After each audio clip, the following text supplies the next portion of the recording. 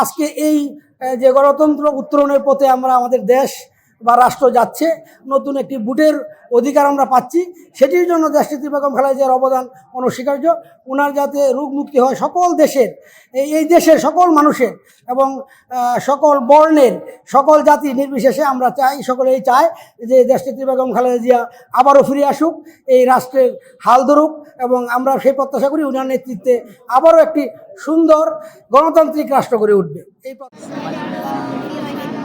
BNP chairperson ও সাবেক প্রধানমন্ত্রী বেগম খালেদা জিয়ার সুস্থতা কামনায় 100 কোরআন খতম দেওয়া হয়েছে। এ সময় বিশেষ মোনাজাতের মাধ্যমে বেগম খালেদা জিয়ার রোগ মুক্তি ও দীর্ঘায়ু কামনা করা হয়। মঙ্গলবার দুপুরে জেলার গৌরীপুর উপজেলার 2 নম্বর সদর ইউনিয়নের 5 নং ওয়ার্ডের গাভী শিমুল এলাকায় এই দোয়া মাহফিল অনুষ্ঠিত হয়। ব্যতিক্রমী এই দোয়া মাহফিলের আয়োজন করেছেন ময়মনসিংহ 3 আসনের বিএনপির মনোনয়ন প্রত্যাশী সাবেক উপজেলা পরিষদের চেয়ারম্যান আহমেদ তাইবুর রহমান হিরণ। এর আগে উপজেলার বিভিন্ন মাদ্রাসায় হাফিজি পড়ুয়া 1000 শিক্ষার্থী সকাল 10টা থেকে এ কোরআন খতম অনুষ্ঠানে অংশগ্রহণ করে।